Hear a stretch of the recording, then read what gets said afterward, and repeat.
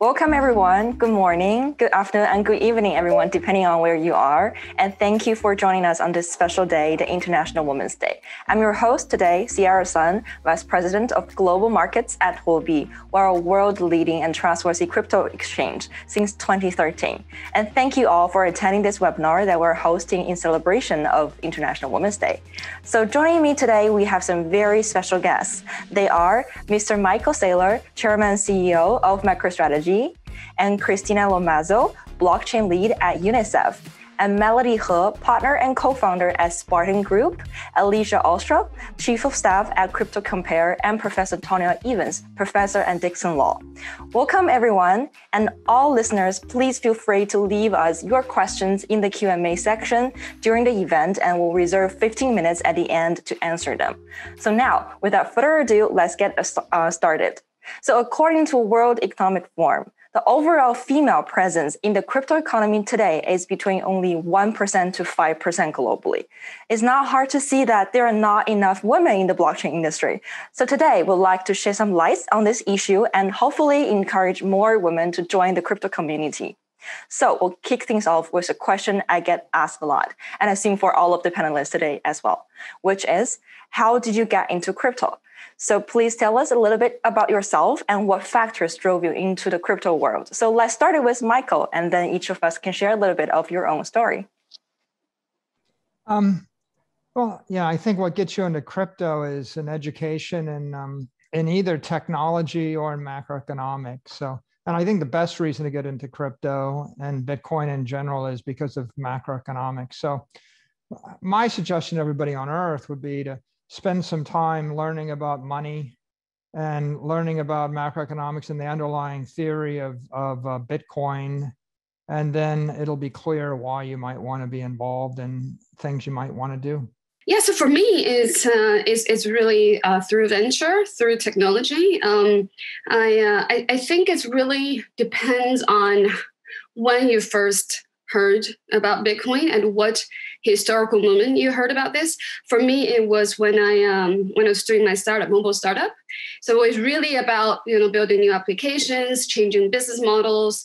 The aftermath of the first financial crisis is sort of far away. It hasn't been as present as it is today. And if I know about Bitcoin now, I think macroeconomics would be like, probably my first touch point, and then the most important point for me. But when I learned about Bitcoin, is really about building business on top of it as a global settlement layer. And I guess I'm an entrepreneur, and I love angel investing. So that's kind of how I fell in love with Bitcoin and blockchain. So the way that I got into crypto is maybe a bit strange, but I was working in central banking, and I was first introduced while working at the central bank to the concept of Bitcoin. I later went on to do a master's, and during my master's, there was an opportunity to research cryptocurrencies. And at that time, it was around the ICO boom, so all the different tokens that were being launched. I spent a while researching various tokens and what their functionalities were and why some were disappearing and some were succeeding. And then I went on to write my master's thesis on how banks were responding to blockchain and crypto. And so I got to look at it a little bit more from an institutional perspective and what various applications there would be. From there, I would say my work really morphed into public sector applications, working with governments and how it could be applied in various contexts. And obviously, since I've joined UNICEF, and now I work both with UNICEF at headquarters, but around the world in over the 190 countries that we work, around where crypto and blockchain can be useful. And that includes our crypto fund, which is the first use of crypto is crypto. And that's where I think there is a ton of interesting applications in terms of where crypto can be used to support local companies solving local problems. I entered the crypto industry about 3 years ago, having actually started my career in the international development and humanitarian aid sector.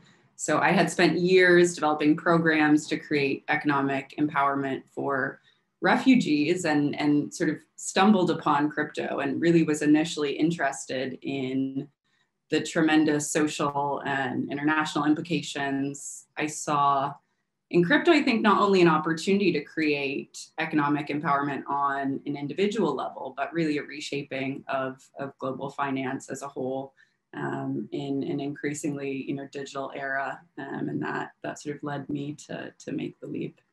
I too entered the space a few years ago. I remember it was the end of 2017. It's the flurry and the frenzy of the ICO boom. The end of the year, I had a friend who was in grad school, and she was in a type of working group. And it was also at that time when people were saying, not Bitcoin, but blockchain, right? And I think her working group was focused around that era. I didn't know enough about cryptocurrencies or crypto assets more broadly, but as an educator, I knew that I was charged with the responsibility to ensure that the next wave of lawyers, they were going to understand and be able to converse in the space and to represent and really show up for those who were building in Web3 technologies. And I ended up focusing my time. It was around the time of the CryptoKitties boom too. So it's funny that so much is going on in the creative NFT space. I wrote an article, a law review article, CryptoKitties, Cryptography and Copyright. That was a little ahead of its time, but I was looking at the possibilities of empowerment through the use of decentralized technology and various crypto assets, specifically NFTs, for entertainers and creatives broadly, but in particular in Black and Brown communities as well. In what ways might we empower a group that had traditionally been underestimated or marginalized in the creative space? And so that's what really brought me in. And then to Michael's point, certainly once I got in and understood the power of crypto assets and Bitcoin in particular, I started looking at in what ways marginalized communities in the tech and finance space might also be empowered specifically with cryptocurrencies. Great. So it's very interesting to see how different our backgrounds are, and yet we all ended up in this very exciting industry. And there's no question that blockchain community and our society can only benefit from embracing talents with diverse backgrounds, experiences, values, and ideas. So for myself, I came from a traditional financial background before I joined the blockchain space. I worked at BCG, Deloitte Consulting, and Ernst & Young in financial analysis and strategy consulting in New York, actually, and I really miss New York. And hopefully, I can go back to New York after this whole pandemic is over. And people always, curious to find out why I left the traditional finance industry and joined cryptocurrency. And the answer is very simple: it's passion and innovation. I have always found blockchain technology and the Bitcoin system very fascinating. It's just really hard to believe that this permissionless and decentralized system now is valued more than majority of the public listed companies around the world. And also the reason that I first got into blockchain is because, after my MBA program, I was a fresh graduate out of my MBA program, and my cat, who has been with me for 7 years, who got cancer. And the whole diagnostic process took me, almost all of my savings. So I went for help, and the whole, insurance process is very, very hard, and all the information, it's really hard to track. And I never know how the process is. And I wouldn't help for charity, for different organizations. And it just, it's hard. And then during my research, I found blockchain. This whole information can be on chain, and you can trace all the process, and you can do fundraising across the globe and fund people who are passionate about stuff. And that's why I got so into blockchain. And I was so happy that I can be with Huobi today, and actually started Huobi charity last year. And we've been doing a lot of work, and hopefully, kids and all the people who need help, just like Cookie, now can get help from all of us, blockchain enthusiasts in the space. And I joined Huobi actually early in 2019, before I was exploring the blockchain space, and I get really thrilled to work alongside this innovative tech firm geeks in Paranoid and blockchain technology. And we are kind of already Asian in the space. We were born in 2013, but we're such a baby compared to a lot of the other firms in the traditional industry. And after 7 years, we were really proud to see what we've accomplished here today. So our 24-hour trading volume reached $62 billion US, and we have millions of customers around the globe in 130 different countries. And we have teams in Japan, South Korea, Russia, Turkey, UK, Hong Kong, Vietnam, Singapore, and so on and so more. And we just looked at the data yesterday and found out that 36.7% of our users are women. It's still a lower number, but it increased from lower than 20% only in 2 years. So I just think that, we have to empower people, and especially women around the world, by promoting this mass adoption of cryptocurrency.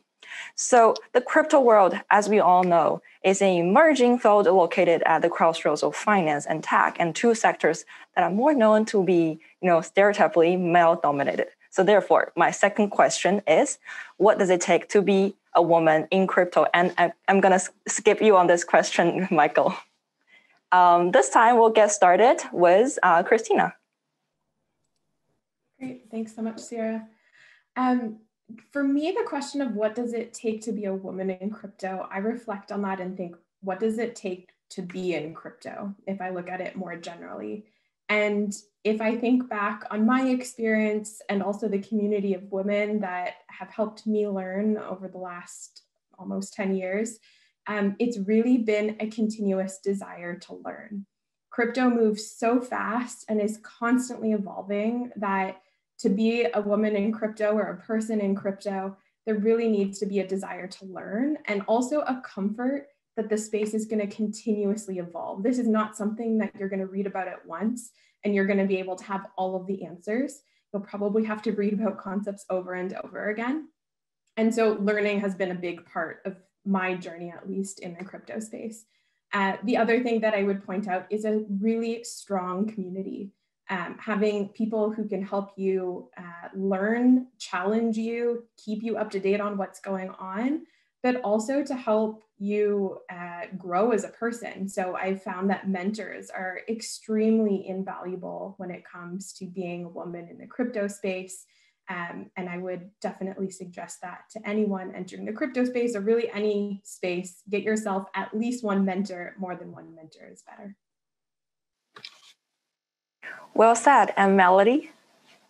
For me, I think women, have a natural advantage to be in crypto, because well, it depends on what you want to do as well, right? We as evangelists, women are really, really good at telling stories. We're very good at using our own experience to convey an idea that is not easily understood.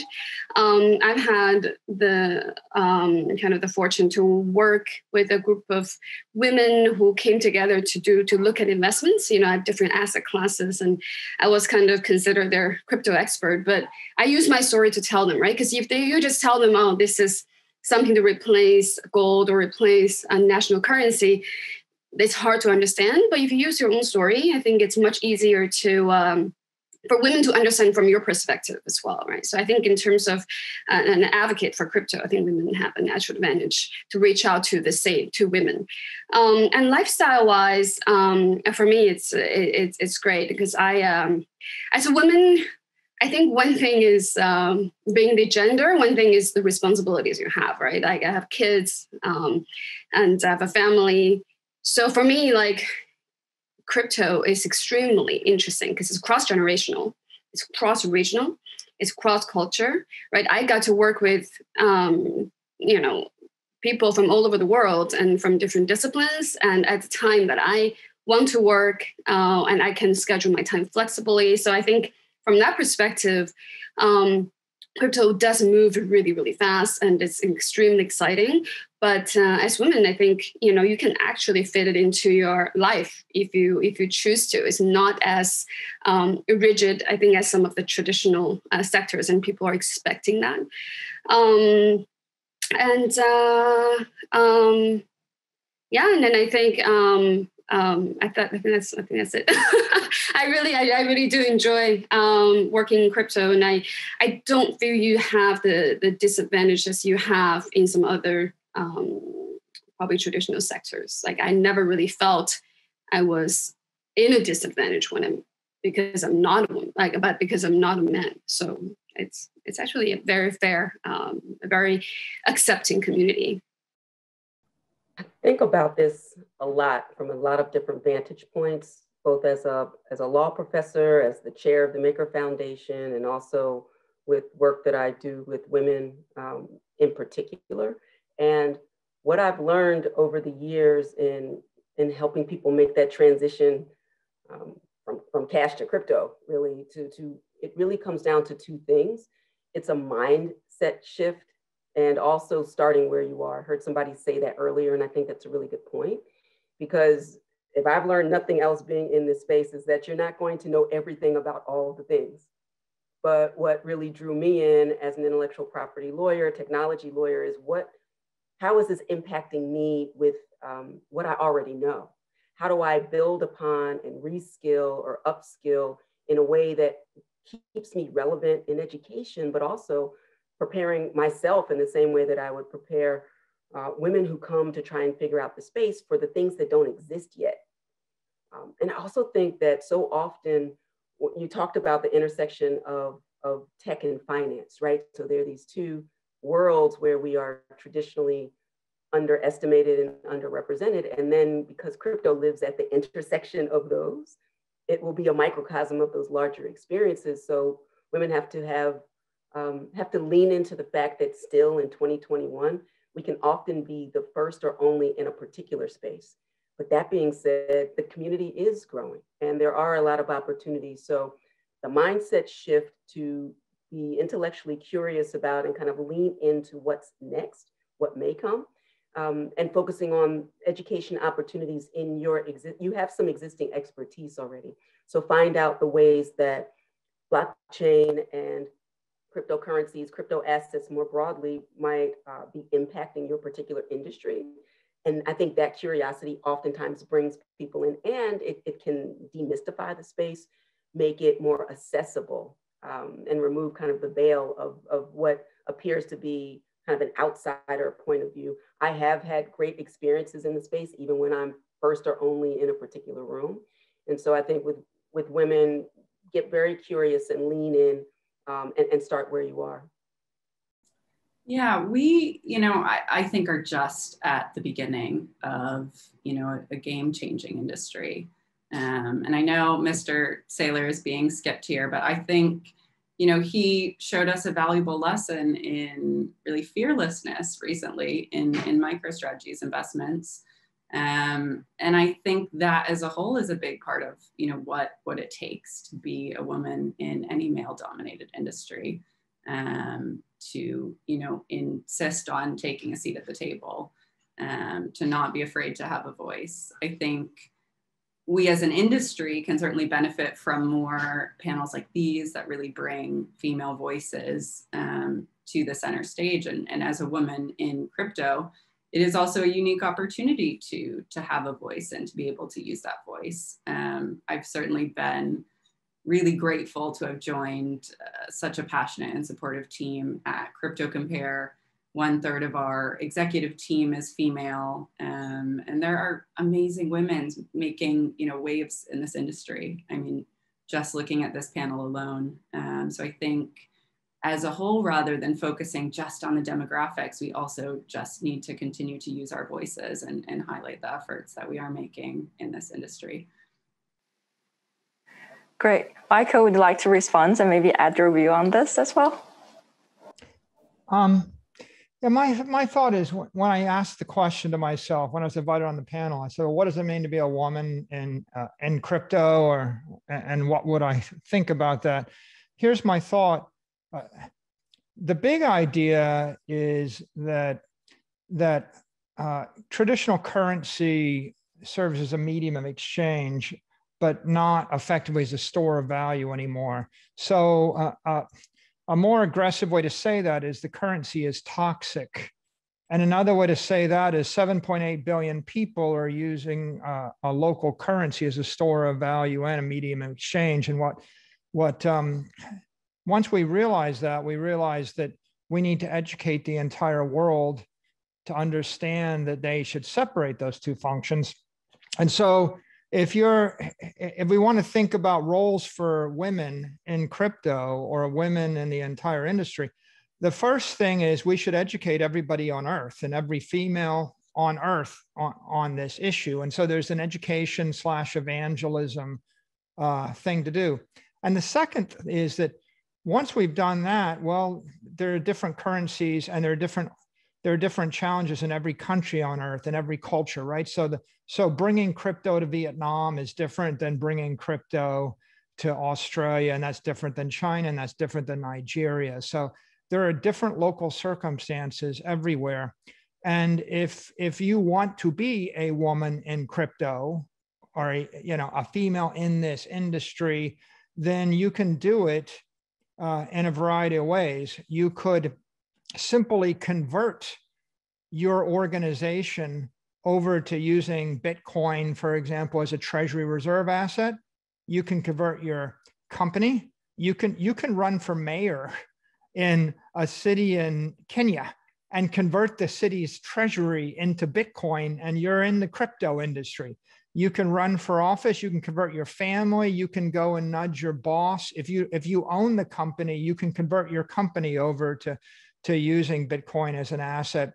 If you don't own the company, you can nudge your owner to convert the company. So you don't necessarily have to leave there's 100 million companies. There's 7.8 billion people. There's who knows how many, a billion families. You can convert the family, the company, or the city or the municipality over to using a crypto-based currency, ideally Bitcoin, as a treasury reserve asset, and you're in the industry. Beyond that, you can also get more ambitious and you can build products and services, and you can then evangelize them. So if you're a woman interested if you want to get women in the space, we need to educate them. If you want to get in the business, you could decide to build a product. You could convert your existing company's product, or you could simply convert your existing company or organization or municipality's treasury into Bitcoin, and voila, you're benefiting from the entire industry. And whether you do that by coding, you can build something, or marketing, or service, right? There are a lot of different ways to participate. But the most subtle way to participate is go find any organization you have influence with, your university, your school, your rock climbing club, your anything, and tell them, get them educated and get them to understand that they should take their treasury assets and convert them into Bitcoin, because if you're holding your long-term treasuries in a local currency, it's defective, it's toxic, and it's draining energy from your life or the life of your organization. So that's my thought on that, right? Different people will decide to participate in more aggressive. You can be a coder, you could be a communicator, you could be an influencer, you could literally just be a voter, and you could, maybe the mayor issues $100 million in bonds and buys $100 million worth of Bitcoin and eliminates taxes. And you are the person that convinced the mayor to do that somewhere on Earth. You're in crypto, right? It could be in politics, right? You don't necessarily have to learn a new skill. What you do need to do is learn an ideology. And you have to know why you want to do that. And if you know why you want to do it, then you'll figure out what and how you want to do and where you want to do it. Great point. So frankly speaking, I don't think gender has anything to do with the experience you have in crypto space. And I think we definitely need more women in the space, because women are really, they're good at collaborating, and they're good community builders. And they're good at problem solving and also communicating. So I think all of these are very critical to the future of blockchain ecosystem. And today's theme, we call it Women Who Crypto, and we would really like to make it like an organization and community, just like Women in Business. And hopefully, in the future, we can see Women Who Crypto in every university, every college, all the companies you work for. And we can really unite all the powers of women in the crypto space and encourage and educate more women around the world about cryptocurrency. And at Huobi, we have Huobi University who can provide all these materials and lecturers around the world. And we welcome all of you guys, panelists, to come and talk to our students at Huobi University. And we also have Huobi Capital and Huobi Labs who can help with startups, especially for women, was this organization we want to start. And I think that's going to be a great point. And welcome all of you guys to be our members, first round of members, and also Michael, you too, as our friends. And okay, so moving forward, for better or for worse, I think today power and wealth are still very close aligned, but crypto assets have created a lot of new wealth. And I myself, I'm fortunate to participate in along, all the other early adopters, but I think it's never too late to get started in investing in cryptocurrencies. So my question is, can we use our influence to start to break down some of these power structures and potentially narrow down the gender gap? So we'll start with Christina this time. Sure. So I think breaking down some of the gender gaps, some of the things that are important, and we've seen work in the past, slowly but surely in other industries, is really empowering women, what we've just talked about in a whole variety of different ways. That means funding entrepreneur women that might give them the opportunity to work on a project they otherwise might not have been able to start, or a business. But also, if we're looking at this from an institutional perspective as well, is creating family-friendly policies as it pertains to crypto companies, and making sure that both women and men and individuals have the option to take equal parental leave, for example, or the option to take parental leave to share those responsibilities. And I know we've alluded to that in this conversation before.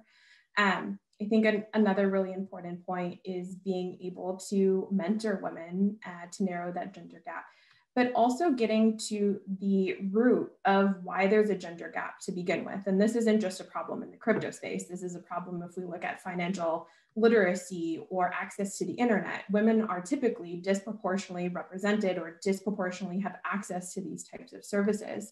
Or if we look at jobs in the crypto space, there are less women typically if we look from a developer standpoint, because there are less women in STEM programs.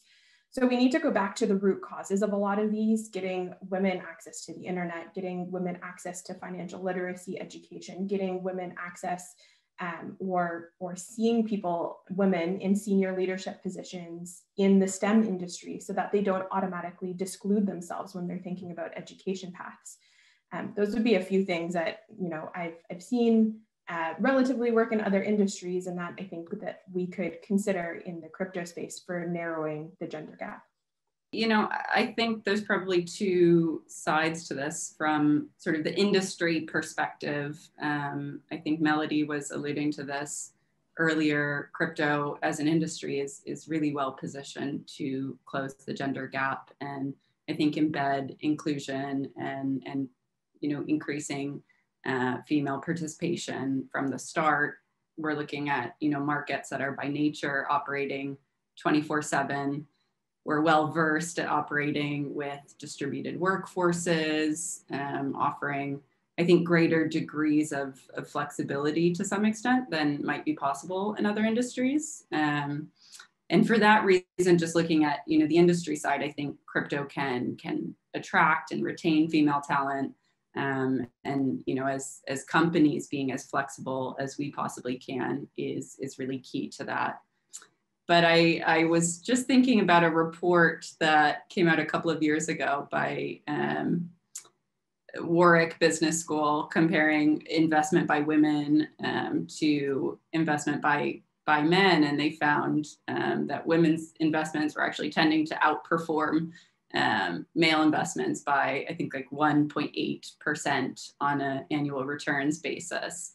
And they were looking at all these behavioral factors, finding, women tended to take a longer term perspective on their investments, trading less frequently, but also, were less likely to invest in what they sort of deemed to be riskier speculative investments. And I think this has, a lot of interesting application to where we're at now with, crypto markets and the narrative around digital assets. And the more that we can really reshape that narrative from crypto solely as a speculative asset class to really taking a longer term approach, might encourage more female adoption, overall. And I think certainly most of the women that, really inspire me in the industry as a whole are similarly motivated, as all of us have really spoken to on this panel, at that prospect of building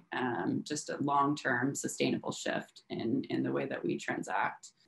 So on one hand, I'm definitely encouraged by a number of the statistics that some have already shared, right? So when I think about the statistics about on the consumer side for women participating to a greater degree, it was like this quote unquote boom, but the boom meant like 15%, not 5%, right? So it's still, we're dramatically under indexed when we think about participation, but it's certainly on the rise.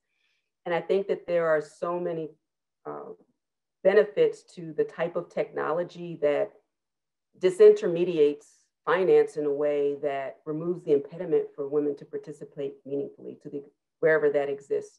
And so the fact, for example, in the DeFi space, if someone wants to take out a loan, either you have Bitcoin or you don't.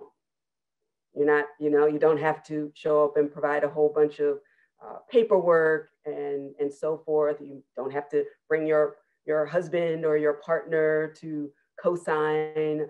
You get to participate in a way that's meaningful. And so the aspects of autonomy and agency over money means agency and autonomy over one's life. And so I think that is a really powerful opportunity for women in this space to participate meaningfully and in a way that really speaks to the call of when we think of the Satoshi white paper and the vision of crypto for all, and it doesn't specifically say that, but the idea that we remove the barriers to participation. And that is a really powerful opportunity for women to make up the gap. And final point, I think that's going to be critically important as we move out of the pandemic. So many women have been displaced and are no longer working or have to work at home and have left the workforce.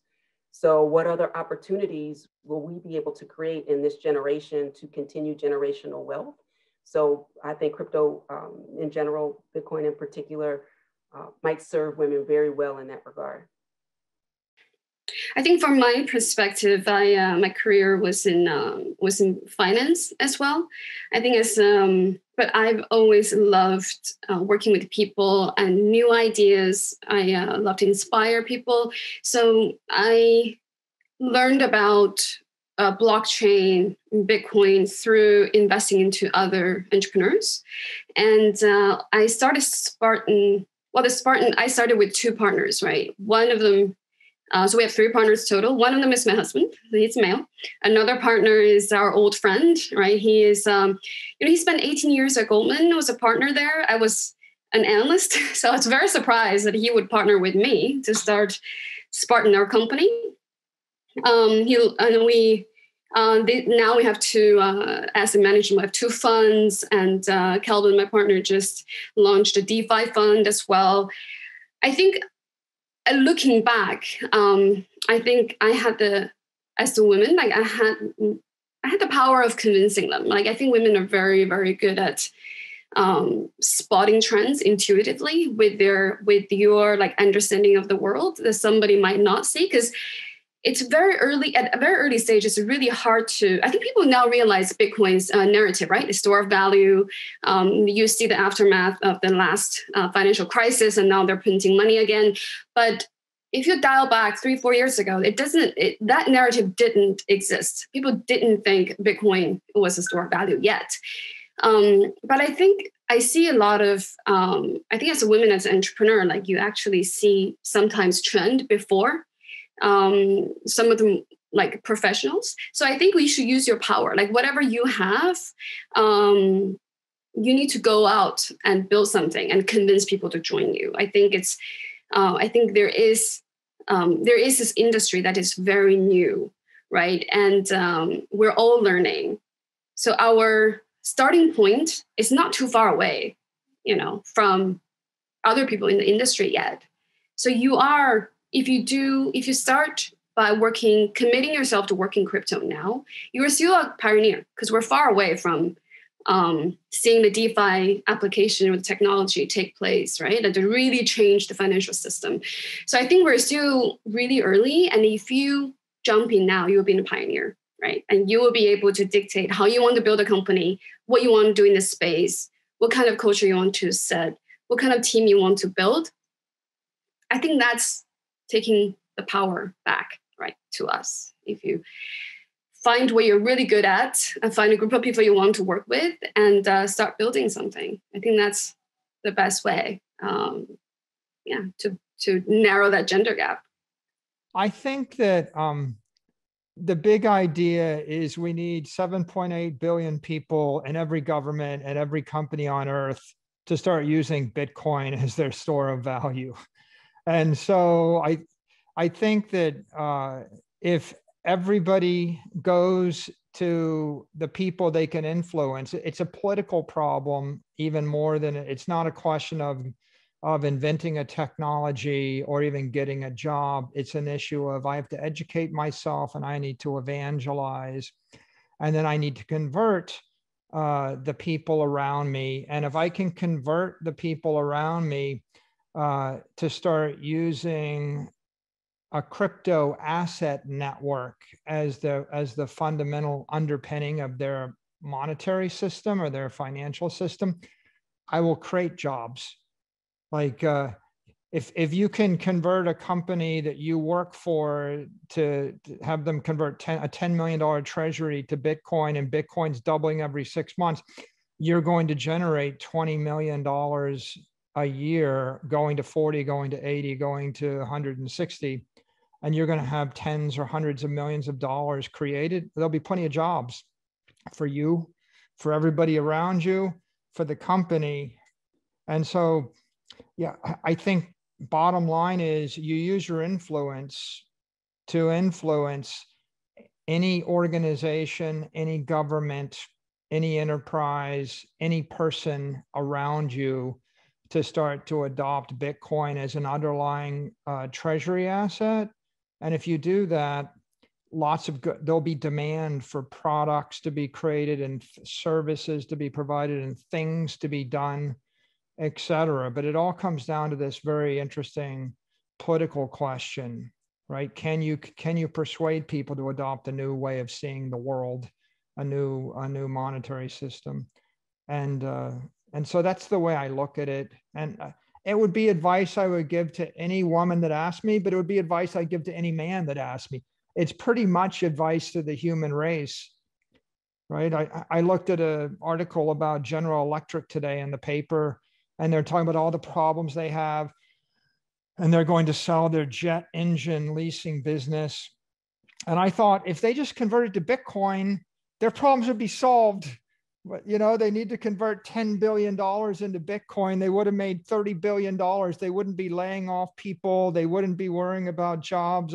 All of the other things are second order. The fundamental issue is the balance sheets of every city, every state, every country, every company, every family, every person. All those balance sheets have toxic currency, which is going to zero on them.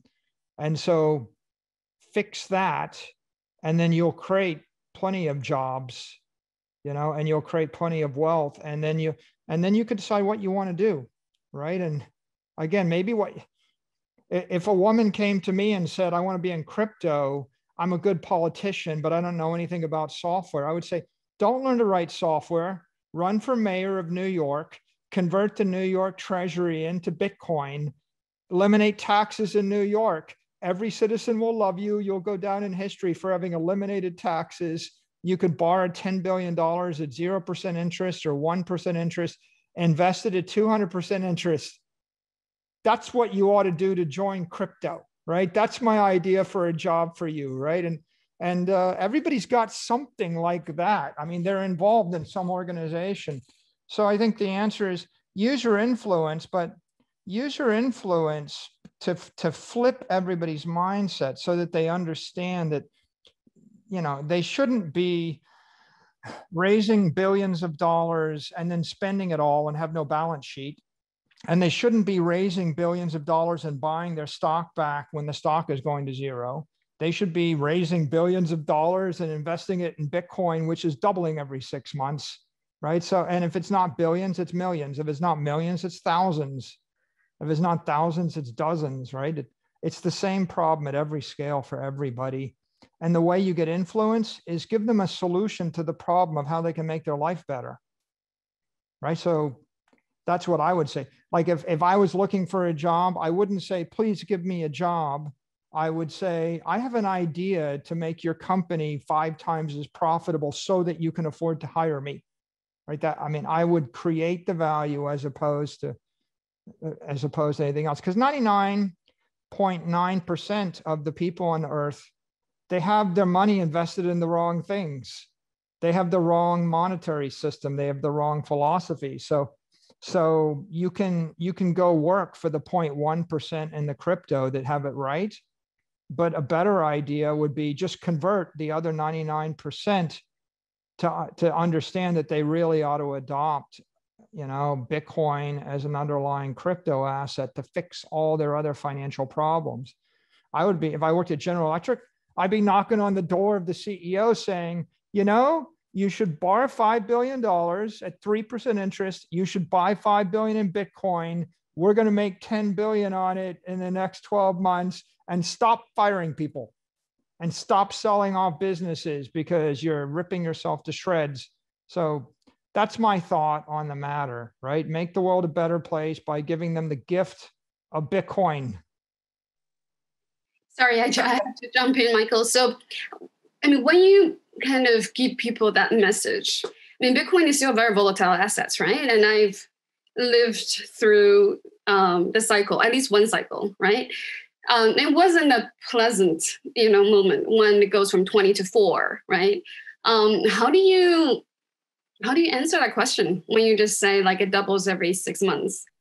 I think everybody that's been in the business for the last decade, they lived through this period when it would go up by a factor of 10 and crash by 80%. And it was dominated by leveraged traders on exchanges. But, 99.9% of the world isn't a trader. And since March of 2020, I think that the entire asset class has evolved to be institutions wanting to buy digital gold as a store of value. And if you look at the volatility is now, it goes up 50%, it retraces 25, it goes up 50, it retraces 25. And what I would say to anybody is don't look at the first 10 years. That's like looking at the first 10 years of, an athlete from age 8 to age 18. Look at the next 10 years, athlete from 18 to 28, because you're different when you're a young adult than when you were a 12-year-old or 11-year-old. The Bitcoin in general was just immature then. But, I think to your point, to a certain degree, there's some courage involved here, right? You have to have everybody's, in the last 12 months, gold is broken, it's not working. Silver is crashing, it's not working. If you have your money in currencies in the US and Europe, they're all losing value. But if they're in Argentina and Venezuela, they're crashing to zero. If you have your money in stocks, the NASDAQ peaked and then it's stuck. So every other financial strategy is not working. They're all failing. People need a solution. The only strategy that's worked in the past 12 months is Bitcoin. I mean, it's by far the screaming home run. So there's risk, But, here's something that works, and there's a reason why it could work. It's electricity, it's fire, it's antibiotics, it's something new, it's new technology, and it's beating everything else. So you can either go back to the stuff that doesn't work, that's like sticks and stones and bows and arrows and moving rocks around, or you can try something new, the future, which is a crypto asset network to solve your problem. And I guess I'll shut up in just a second, but say exactly your question is why we need to be educated and evangelical, because this all starts with understanding why Bitcoin is a better solution to running a company or a government or a state or a family than investing in gold. Gold's up 2% every year for a decade. Bitcoin's up 200% every year for a decade, right? People have to choose one or the other. Most people choose gold, right? 10x as many, they failed. So figuring out a good answer and then persuading people is pretty important. And why wouldn't I do something new? I'm afraid. It's new. I'm afraid. I've never seen it before, right? I mean, every single new thing, the automobile, electric power, hygienic water, people are afraid to get in elevators, airplanes, people are afraid. And so we need to go and persuade them to try something new, and we need to communicate. And if we can do that, we will create. Let me give you one last point. My company had 400 million in cash, generating 0% yield 12 months ago. And our future was kind of in peril. We invested in Bitcoin, and then we went and borrowed money at nearly 0% interest, bought some more Bitcoin. Today, we have $4.8 billion in assets, nearly $3 billion in profit. We have enough money to do anything we want forever. It does, forever, because we made one decision that and people said, you're crazy and you're going to lose it all. And the answer is, well, I could lose it all, but now we have like $3 billion extra and $5 billion, and if inflation goes 20%, we'll make another billion in the next 12 months doing nothing. So we can create plenty of jobs and we can do whatever we want. But the problem is an understanding that when the wind is blowing in your face, working harder won't help. Rowing the boat harder won't help. You have to turn the boat around. You have to put a sail up, and you have to sail with the wind. The wind is the monetary system. Bitcoin is the sail, a crypto sail. It's scary. Everybody's afraid because they're afraid of something they don't understand. And the solution is you either keep rowing in your rowboat because I know how to row, or you have to say, let me show you how a sail works. It's a new thing. Put it up, turn the boat around, go with the wind. And I think that there's millions and millions of families and millions of companies and millions of organizations. They're all in the same situation. They don't know. They're afraid. We need to help them. And, I'd much rather have the job on the clipper ship that's sailing with the wind. It's a lot more fun than have the job. I mean, wasn't it like slaves in those rowing galleons 2,000 years ago? They put them in the galleon and they had to like row all around it's horrible. I don't want to be in the hold of a ship rowing. I want the wind to blow me, and that's technology, and it's a new technology. Yeah, great discussion here. And I agree that, crypto can be key to make our world a little bit balanced by ensuring 50% of world population isn't missing out this mass wealth creating process. And just to add on, exchange point of view on this topic on Bitcoin, is that from our perspective, the whole customer structure and user structure is so different now. It's an evolving process for Bitcoin in the last 10 years. And comparing to the last cycle where, Melody was speaking, when it hit 20,000 in 2017 or early 2018, there was still a lot of, just retail clients. But now it's so different now that, at that time, institutional trading volume on Huobi made up to only 7 to 10% on that time. And now it grew to 50% for spot trading, and then for 60% for futures trading, and 65% for swaps trading. And it means that the whole customer structure is changing. And we now see companies like MicroStrategy, public listed companies, are holding more and more Bitcoins. Institutions are coming. And of course, because compliance are more clearer, and there are a lot of countries issuing licenses like Japan, who is so strict with financial rules. And I think that's making the ground more friendly for bigger institutions to come into the market. And now they're holding more than 6% of total circulating supply of Bitcoin. And I think that's a very good signal for bringing even more adoption from retail clients from all over the world. And also, Bitcoin, as we all know, is a good way of storage of value, and it's also a very good alternative investment asset, as the correlation for Bitcoin between Bitcoin and other assets like S&P 500, gold, or silver, it's so consistent. It's very low. It's always between negative to positive 0.05%. So it's a very good asset for institutions and retail to hold as an alternative asset.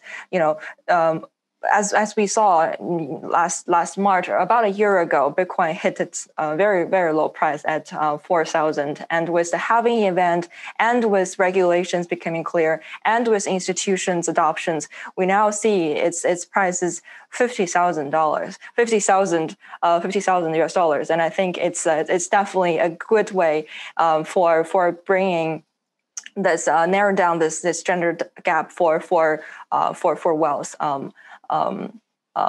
Speaking of that, we saw a study from UNDP showing that African women make up to more than half of the population and contribute to 75% of agricultural labor, and yet they hold only just 1% of asset and account for 10% of total earnings. So in countries like Afghanistan, many women are prohibited from working outside of home by male family members, and those who do risk physical violence and having earnings confused by their male family members. However, we're seeing that there are a number of ways blockchain and digital currencies can change the game for women around the world. So I believe maybe some of you will have saying on this topic. And my question here is that can you tell us about the work you do and what problems you're solving to help women in less developed countries and fragile markets to use Bitcoin to fund their activities? Our line of work is we run an asset management, so we invest, and we also run advisory kind of business, which is more on the investment banking side.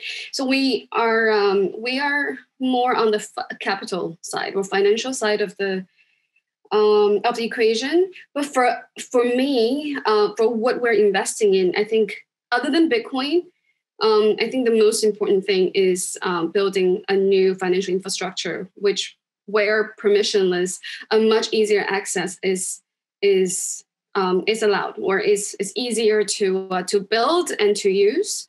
I do believe Bitcoin is an amazing asset, but I also see that the wealthier, the more educated, the more powerful nation will start to accumulate more Bitcoin, and not necessarily going to reduce the wealth gap as standalone product or standalone asset, because Bitcoin is built on distributed network. But most of the companies that in the space are very much still centralized, right? They're still in a way controlled by someone as an entity. Only when we build that decentralized finance layer, Bitcoin will really see its potential reaching to the individuals, right? And there will be a lot more innovation coming out. There will be a lot faster product launches, much better user experience.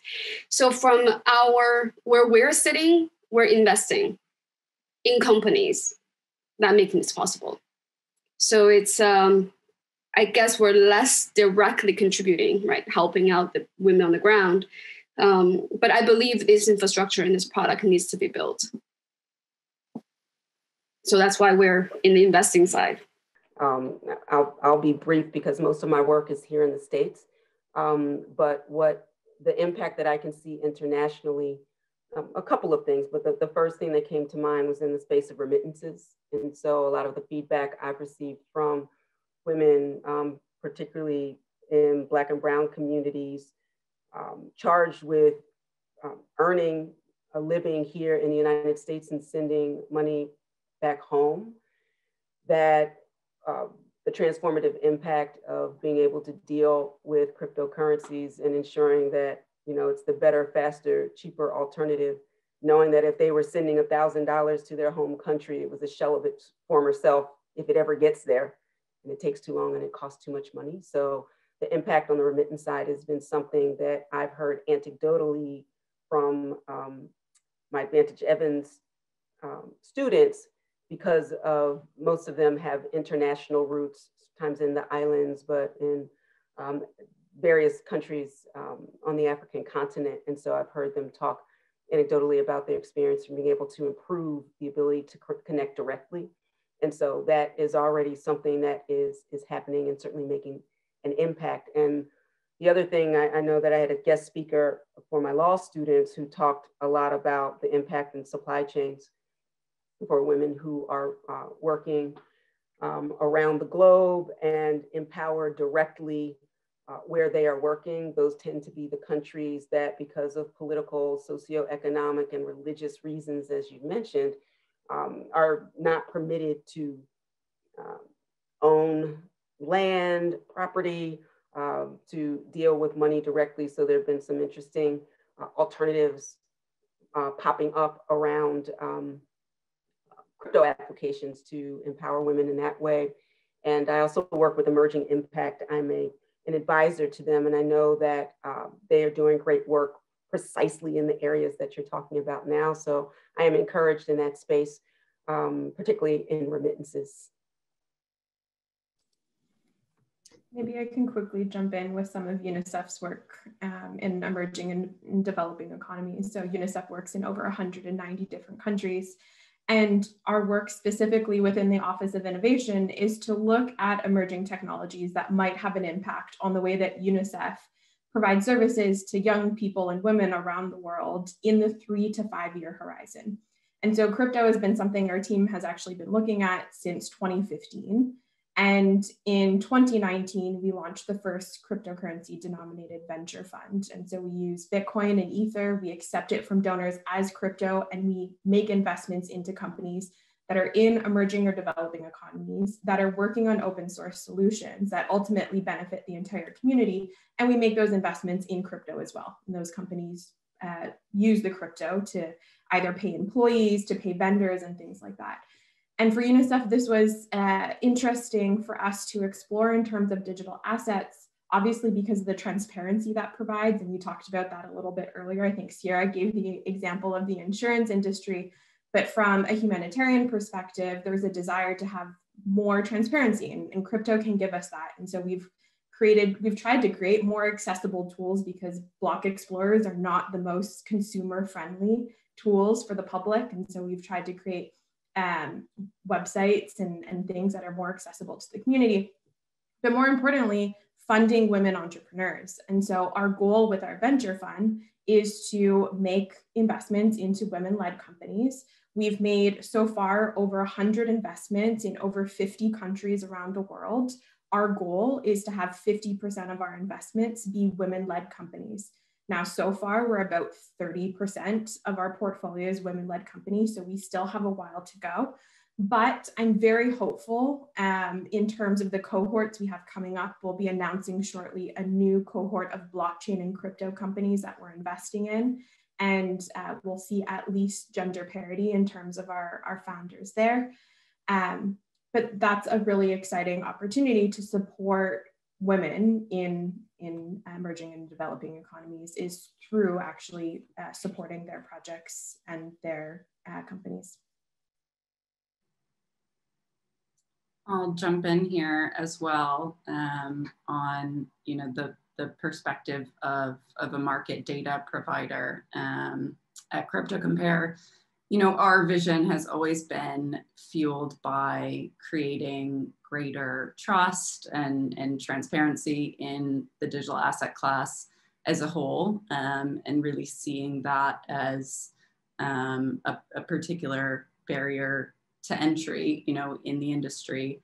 And I think similarly to how we saw sort of microfinance 10 plus years ago, used to specifically really target and empower women to be financial decision makers in developing countries. I think we've sort of touched on this education and messaging piece again and again in this session, but I think we do have an opportunity to, as an industry, cater our messaging and education to encourage greater rates of female adoption. But I think from our side, as a market data company, we focused really on providing accessible data and education across the globe, helping people understand which exchanges they can trust. For example, we do a report twice a year looking at something like 65 metrics from across cryptocurrency exchanges to help people make informed investment decisions. And so I think for us, that research and data piece will continue to be where we can hopefully provide help around this. I'd like to offer a few resources. I have a nonprofit foundation called the Saylor Academy, and it's on saylor.org, saylor.org. And we've had about 800,000 students show up. It's all free education. So the mission is just give away education for free forever, mainly college education. But we also have continuing and vocational education. And one course we have is Bitcoin for Everybody. We just created that. It's a 12-hour course that'll teach anybody in the world why they might use it, how they might use it, and help them find their way through software wallets. And so anybody in Africa or South America that didn't have any money but was trying to figure out how to take Bitcoin as a payment mechanism could go and learn from that course online. The curator is Stefan Livera, a fairly well-known podcaster in the Bitcoin space, and we actually curated, or we used about documents from about 12 of the intellectual leaders in the space to put the course together. That link I posted in the Q&A, and we've had about 5,000 people take that course in the last 2 weeks. So that's one resource for anybody in the world that they can do for free. We've also posted a bunch of information, educational, inspirational materials on hope.com. Bitcoin is Hope, H-O-P-E. So if you just go to hope.com, you'll find all that. And that could be useful for anybody. Also, if you wanted to persuade someone else as to why they might want to adopt Bitcoin and use it in the course of business, or why they might want to convert assets and how to get over the concerns about volatility and the like, they can find information on that website. So just remember, Bitcoin is Hope. Wow, this is so great. Huobi is so much more than exchange, where like an ecosystem with so many business units. And as I hear you guys talking about this, I see so many points that we can collaborate and we can contribute our efforts. So, for example, we can do investments with Melody on this, and our Huobi research can do joint research paper and share our data with Alissa and Tanya and with Michael as well. And of course, as I mentioned, we have Huobi University. We can maybe do joint materials, and we can do so many sessions together as well. And of course, with Christina, last year at Davos, I attended a session with UNICEF. The topic was fundraising fragile markets, and Huobi was the only blockchain related company being invited to that session. And I think, Bitcoin itself is so naturally great for doing fundraising in federal markets. And of course, this year, Huobi and UNICEF has been working closely and on building the blocks for cryptocurrency legacy among youth and paving the ways for them to gain a broader knowledge of this new technology. And maybe Christina, you can elaborate on this. Sure. So in terms of this year, in terms of what we have been working on from a blockchain and crypto perspective, we are announcing shortly in terms of a blockchain cohort that we'll be investing in from a UNICEF perspective. So we've previously made 7 investments into blockchain companies as part of our portfolio. And this past summer, we launched a call for applications for companies to actually submit their applications to receive funding. They can receive up to $100,000 US or Bitcoin or Ether. We received the largest response we've ever received, with over 450 different applications from dozens and dozens of countries around the world. And we're just getting close to the finish line in terms of being able to announce what those companies are and what they'll be working on, but it will definitely be a very exciting year. We always encourage ecosystem partners and collaborators, if they're interested in supporting those startups as they come on board with us, to join workshops or mentoring with those companies, because of course they can always use great resources as they start their companies, because they're very early stage companies.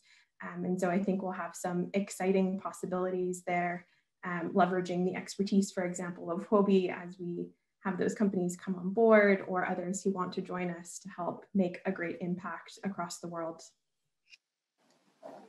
Great, that's fantastic to hear. So with the joint efforts, I think we're definitely heading in the right direction. And moving on to our last question, what do women in the blockchain space want to achieve in the future, and how can we empower them even more? And I also want to ask you guys, what's the percentage of women in your own company as well? I come back to my other comments, which are that I just think education is by far the most important thing. I think once people understand macroeconomics, and they understand the technology, and they understand the alternatives and the history of the technology, I think they become very enthusiastic, and then it becomes pretty clear what you ought to do and how you ought to do it. I think that people are fearful when they don't understand it. I see some comments in the Q&A about volatility. I think that my comment there is people, they shouldn't focus upon high frequency minutia. If I zoom down to keep track of assets every minute or every hour or every day or every week or every month, I'm going to give myself anxiety. I'm inducing anxiety because I'm oversampling. Likewise, if I look at 100,000 assets every minute or every day or every week, I'll just cause myself damn anxiety. But I think that the right solution is change your focus and your frequency, and you look at things annually. Look at things over 1, 2, 3, 4, 5 years. Look at trillion-dollar asset classes. And when you look at the big picture, volatility, anxiety goes away. And when you have the education to understand why things work, then I think that you could become very enthusiastic. I think some people think that they can only, crypto means I have to work at a crypto exchange, or I have to write software, but that's not really what that means. You can literally be in this industry with any skill set, as long as you're able to think clearly and persuade anyone of anything. You can do something constructive, and perhaps you'll invent something, and maybe you'll work for a firm or an organization that does something, and maybe you'll simply persuade some other organization or person to do something. They're all constructive. With regard to the number of women in my organization, about 40%, in that range. I don't have the exact percentage off the top of my head, but about that. Well, that's an impressive number. And any more of the speakers want to contribute to this question? I was thinking that there are two ways to participate here. So at the Maker Foundation, I guess that's 40%. I'm the chair of the foundation. There's another woman on the foundation and a man of color, actually. So probably one of the most diverse boards in the crypto ecosystem. At my company, Advantage Evans, we run the From Cash to Crypto program, 3 different tiers, and 100% women. I'm the owner. My chief of staff is a woman. My most recent student engagement mentor is a woman, and we're hiring, and my new executive assistant, a woman. So we're representing in a number of ways to empower women on all sides of this issue, not just from a consumer perspective or an investor perspective, but meaningful participation in companies that are building in the space. And as it relates to empowering women for the next level, it really is about, again, meeting women where they are. The most interaction that I have now focuses on 2 areas: either the woman who is mid-career, who is looking to reimagine what her career will be, the 40-something, just starting, to have, definitely having a foundation in one area, but wanting to remain relevant in a Web 3.0 world. And then also first-generation investors. It's been very interesting to get feedback from some of the Cash to Crypto students. They tend to be very conservative. I heard someone say earlier, thinking over the long-term investments, they probably have some real estate and they want to have some exposure in the crypto space, but they were terrified. But see me and trust me because I look like them. And so that is, representation has been very powerful to get people to just lean in and trust the process. I'm not talking other than Bitcoin, of course, any particular coin, but I want them to be empowered so that they're moving into the space safely, legally, and confidently. And so that has been very transformative for women, particularly that first generation investor who has some space to really make an impact in this generation, but certainly in the next to come.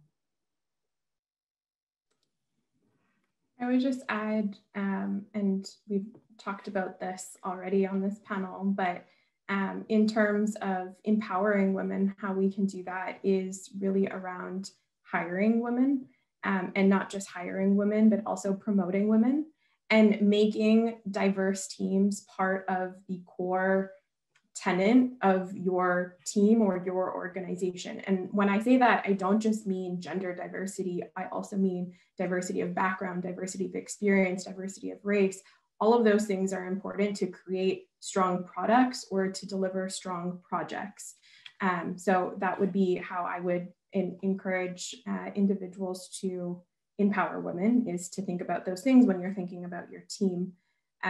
Our blockchain team is 50% women at UNICEF, and the team that launched our crypto fund, last time I did a count, was about 60% women. So that's something that's really important to us and that we keep front and center. I'll jump in here. I think, hiring certainly, and really from an organizational side, what we've tried to do at CryptoCompare is just embed a culture of inclusion, as much as we can. We are maybe slightly lower in terms of percentages and maybe a victim of being a highly sort of software engineering team. We have probably about 20 to 25% women in the company. As I think I shared earlier, of our executive team, we have a third women, but we've worked really to create culture internally that is positive, and have kind of female mentors within the company, and we are a relatively small team as well. And I think another point on the empowerment side is sessions like these, just creating more visibility and presence for female voices, being able to work collaboratively to just foster as much opportunity as we can.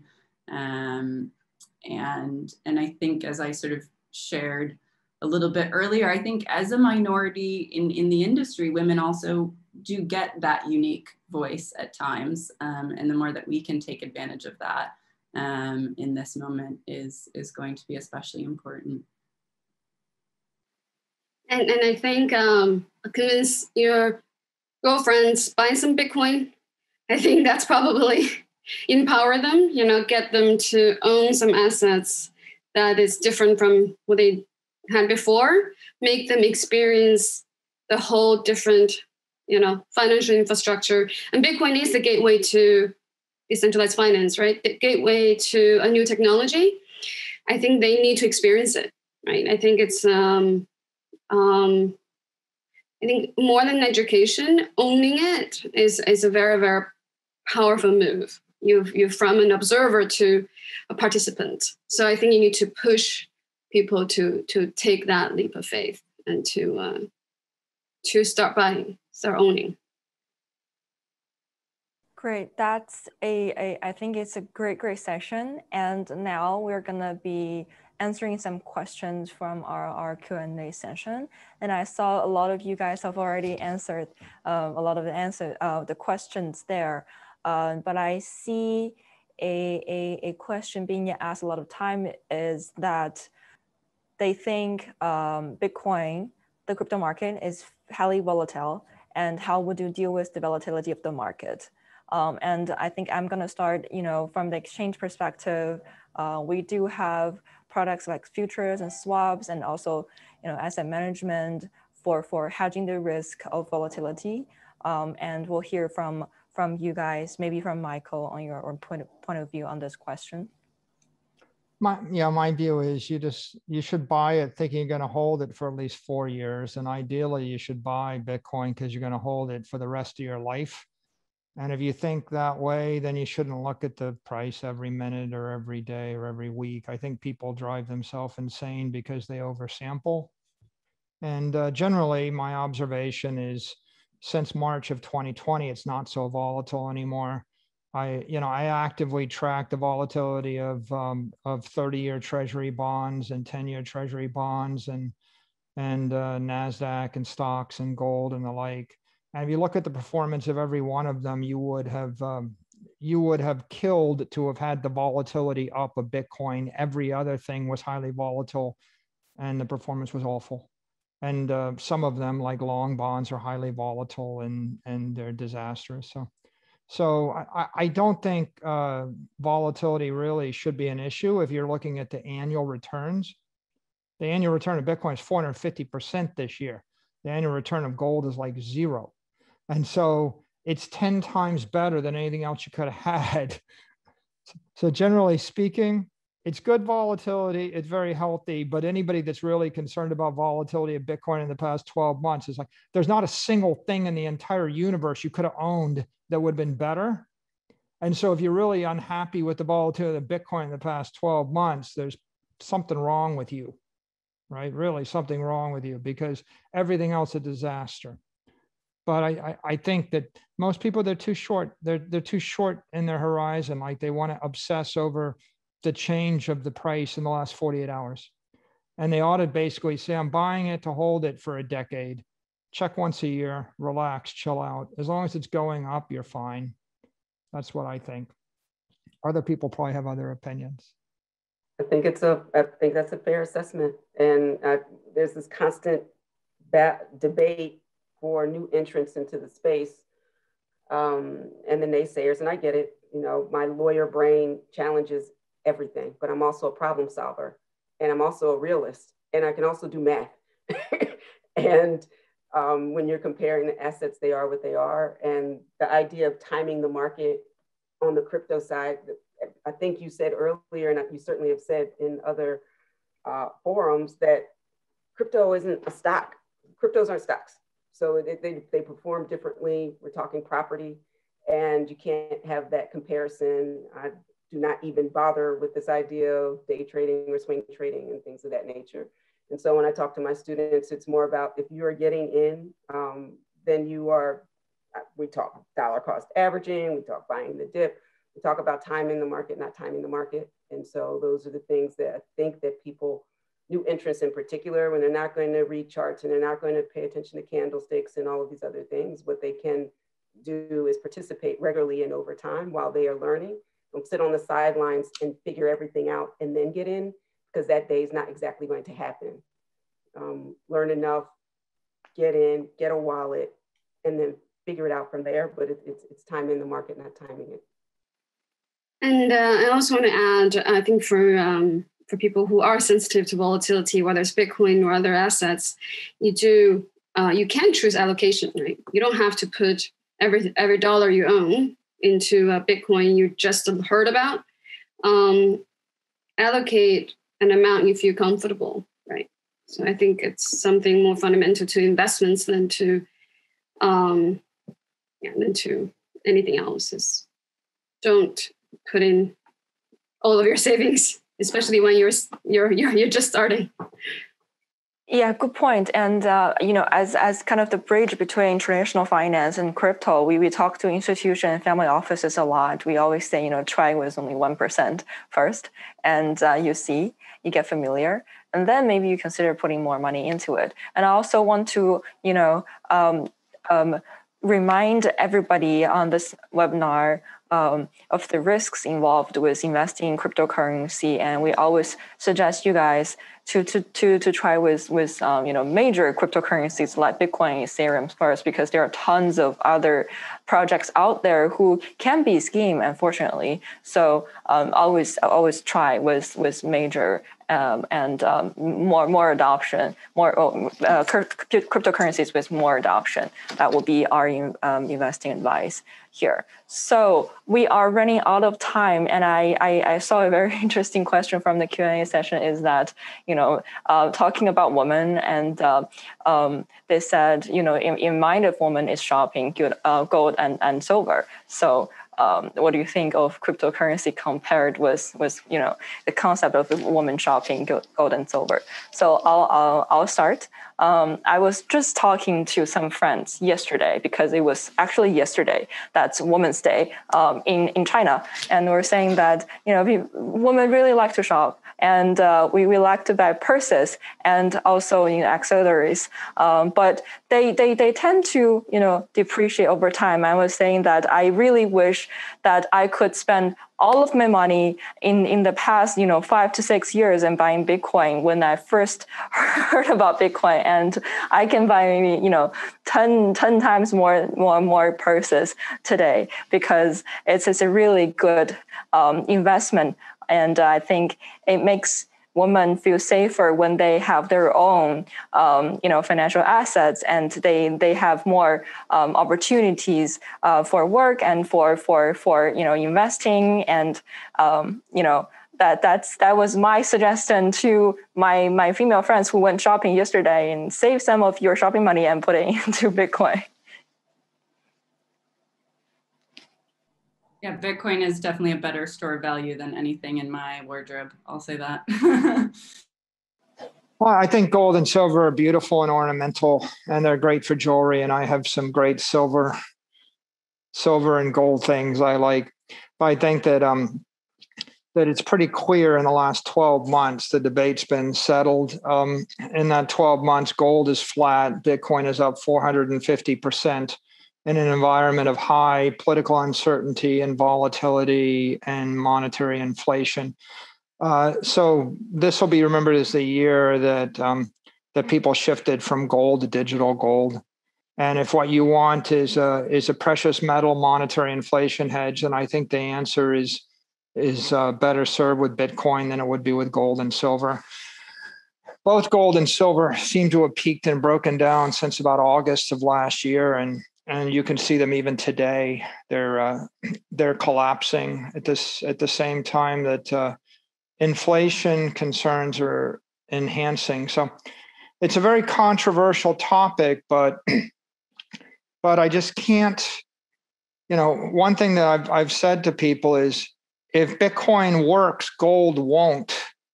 Other people have said, well, gold's a good inflation hedge. If gold works, Bitcoin might work better. But the problem is if Bitcoin works, gold won't work, because all of the billions and billions of dollars that are flowing into a monetary inflation hedge are passing over gold and going to Bitcoin.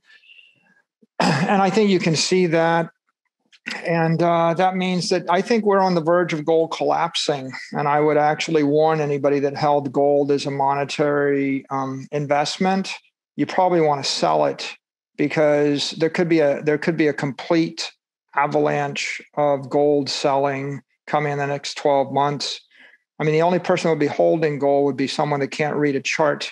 The chart will tell you that gold's up 1.9% for the past decade, and it's like flat this year. And Bitcoin is up 200% a year every year for the past decade, and up 450% this year. That's what the chart says.